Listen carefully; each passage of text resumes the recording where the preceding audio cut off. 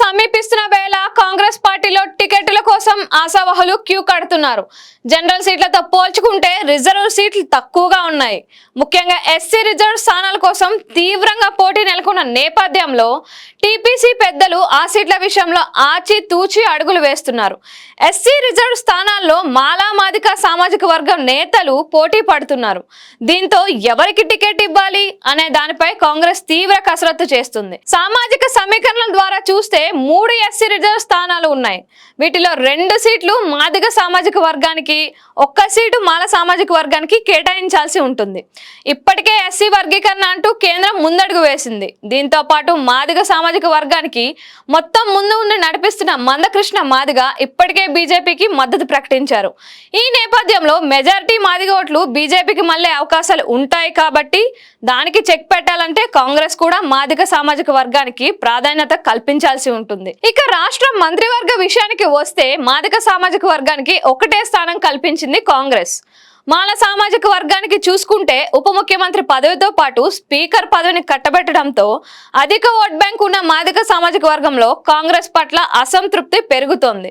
So అసంతృప్తుల్ని చెల్లబర్చాలంటే ఇప్పుడు 2 సీట్లు మాదిగ సామాజిక వర్గానికి ఇవ్వక తప్పనిసరి పరిస్థితి. ఈ నేపథ్యంలో పెద్దపల్లి సీట్ చూసుకుంటే వివేక్ వెంకటస్వామి కొడుకు వంశీతో పాటు బీఆర్ఎస్ పార్టీ నుంచి రీసెంట్ గా పార్టీలో చేరిన నేతకాని వెంకటేష్ల మధ్య గట్టి పోటీ నెలకొంది. వంశీ మాల సామాజిక వర్గం కావడంతో వంశీకి టికెట్ దక్కుతుందా అనే సందిగ్ధం నెలకొంది. ఒకవేళ ఇక్కడ మాల సామాజిక వర్గానికి ఇస్తే మిగతా స్థానాల్లో వరంగల్, నాగర్ కర్నూలు సీట్లు మాదిగలకి కేటాయించాల్సి ఉంటుంది. మరోవైపు వంశీకి ఈ సీటు అధిష్టానం ప్రామిస్ చేసినట్లు వార్తలు బయటికి వస్తుండటంతో అక్కడ ప్రచారంలో దిగారు వివేక్ ఫ్యామిలీ.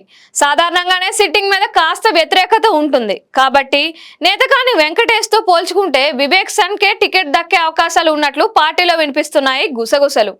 ఇక నాగర్ కర్నూలు విషయానికి వస్తే ఆ టికెట్ కోసం మల్లు రవితో పాటు సంపత్ల మధ్య గట్టి పోటీ నెలకొంది. మల్లు రవి మాత్రం ఎట్టి పరిస్థితుల్లోనైనా ఈసారి టికెట్ దక్కించుకోవాలని తీవ్ర ప్రయత్నాల్లో ఉన్నారు. ఢిల్లీలో ప్రత్యేక ప్రతినిధి పదవి ఇచ్చినప్పటికీ ఎంపీ టికెట్ కోసం ఆ పదవిని సహితం వదులుకొని ప్రచారంలో దూసుకొని పోతున్నారు మల్లు రవి. కానీ పెద్దపల్లి టికెట్ వంశీకి ఇస్తే నాగర్ కర్నూలు టికెట్ మల్లు రవికి ఇవ్వలేని పరిస్థితి పార్టీది. ఒకవేళ వంశీకి టికెట్ దక్కితే ఇక్కడ సంపత్ కి టికెట్ ఇచ్చే అవకాశాలు అధికంగా కనిపిస్తున్నాయి. ఇక వరంగల్ విషయానికి వస్తే సిరిసిల్ల రాజయ్యకు చైర్మన్ పదవి ఇవ్వటంతో సింగరాపు ఇందిరాతో పాటు మరికొందరు పోటీ పడుతున్న పరిస్థితి. కానీ ఇందిరా ఇదివరకే స్టేషన్ గన్పూర్ లో పోటీ చేసి ఓడిపోయినప్పటికీ మహిళలకు అవకాశం కల్పించాలని, మహిళా కేటగిరీలో తప్పనిసరిగా తనకు టికెట్ ఇవ్వాలని పట్టుపట్టుకొని కూర్చున్నది ఆమె.